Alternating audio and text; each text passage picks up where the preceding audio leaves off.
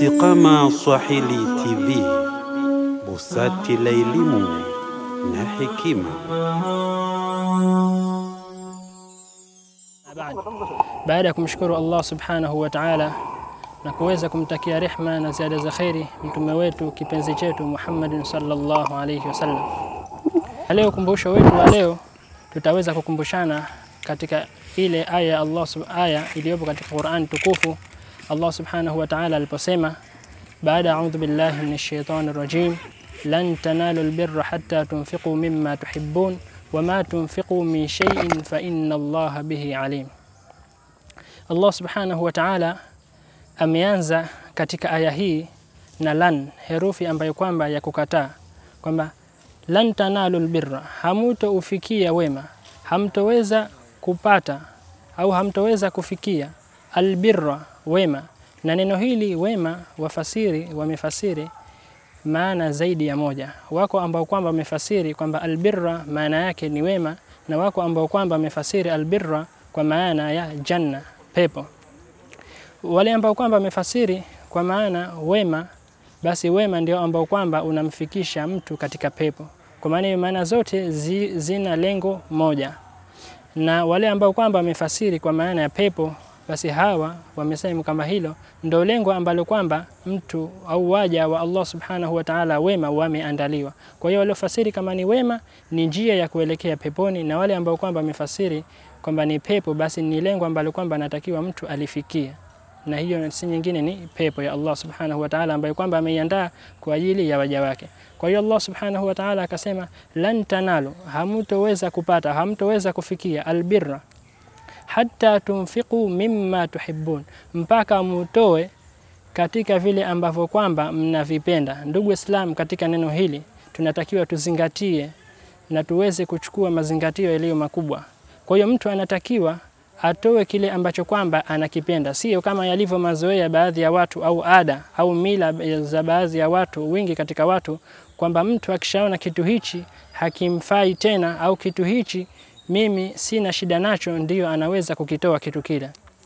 Bali mtu anatakiwa atoe kile ambacho kwamba anakipenda, kama alivyotubainishia Allah subhanahu wa ta'ala katika Qur'ani kwamba lan tanalu albirra, hatutoweza kufikia wema au kupata wema hatta tunfiqu, mpaka tutoe mimma tuhibbun, kwa yale ambayo kwamba tunayapenda.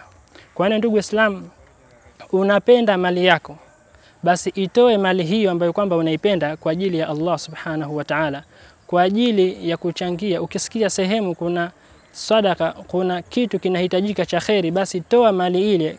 Na we mali ile hali ya kuwa unaipenda, lakini itoe mali ile, kwa sababu Allah ametuambia hatutoweza kufikia janna, hatutoweza kufikia peponi isipokuwa tutoe vile ambavyo kwamba tunavipenda. Kwa maana hiyo toa mali yako, ikandamize nafsi yako, jiumize katika nafsi yako, toa mali yako ili uweze kufikia peponi, ili uweze kufikia katika wema.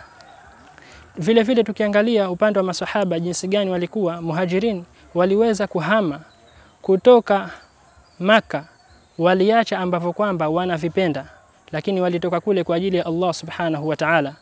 Waliweza kutoka kule wakaacha majumba yao, wako waloacha wanyama wao, wako waloacha mashamba yao, wako waloacha koo zao na jamaa zao wa karibu kabisa, lakini wote hivi wameviacha, na wao hali ya kuwa wanavipenda, lakini wameviacha vitu hivi kwa ajili ya Allah subhanahu wa ta'ala na kutafuta radhi za Allah subhanahu wa ta'ala.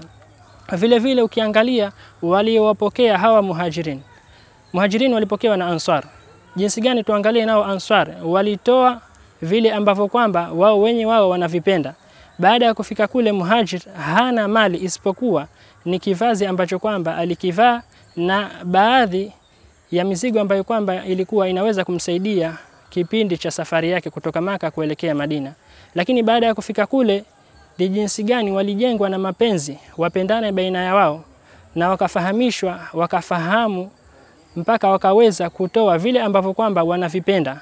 Ansar ana mali, tukichukua kwa mfano ana eneo la mali au ana eneo la shamba kwamba eka moja, basi eka ile anaigawa pande mbili, anachukua nusu eka anampa mdogo wake muhajir na anabakia naye nusu eka. Ana biashara, anaigawa biashara yake, anampa mwenzake nusu na yeye anatumia nusu. Hali ya kuwa anaipenda mali yake na ana wanyama wake, basi anawagawa nusu. Basi hivyo ndivyo ambavyo kwamba walivyofanya Ansar, na hivyo ndivyo inavyotakiwa na sisi tuwaige wao, kwani mpaka hivi sasa utaona kwamba wakitajwa masahaba tunasema radhiyallahu anhu, kwamba Allah, radhi za Allah ziwe juu yao, kwamba wako ambao kwamba walibashiriwa pepo wakiwa hapa duniani. Haya yote yalitokana na kutoa hao masahaba na kufanya mambo ambayo kwamba wameamrishwa na Mtume sallallahu alaihi wasallam kutoka kwa Allah subhanahu wa ta'ala, na kutoa vile vitu ambavyo kwamba walikuwa wanavipenda. Na hivyo ndugu muumini, ndugu Muislam, unaipenda mali yako, unaupenda wakati wako, toa wakati wako. Unaupenda wakati wako, lakini kandamiza nafsi yako, toa wakati wako kwa ajili ya Allah subhanahu wa ta'ala. Unakipenda kitanda chako, unapenda usingizi wako, vile toa usingizi, acha kitanda chako, nyanyuka, swala za usiku, mlilie Mola wako, ili unatoa kile ambacho kwamba unakipenda ili uweze kupata radhi za Allah subhanahu wa ta'ala. Na Allah subhanahu wa ta'ala kaendelea, wama tunfiqu min shay'in fa inna Allah bihi alim, na wala hamtoi katika kitu chochote kile isipokuwa Allah subhanahu wa ta'ala kwa hicho ambacho kwamba mnakitoa, yeye ni mjuzi.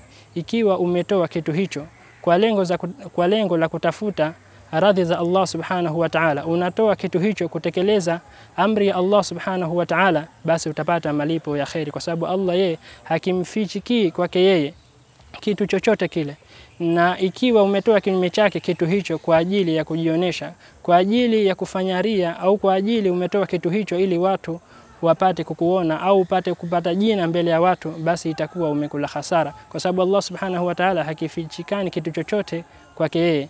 Kwa hiyo ndugu Islam, tunatakiwa tutoe vile ambavyo kwamba tunavipenda sisi wenyewe, sio tutoe vile ambavyo kwamba hatuvitaki tena. Ukisikia kuna mchango, angalia katika mfuko wako ile hela kubwa kabisa unayojua wewe, kama ni 10,000, 20,000 uliokuwa nayo, basi ile ndio ya kuitoa, kwa sababu wewe hela ile ndio ambayo kwamba unaipenda.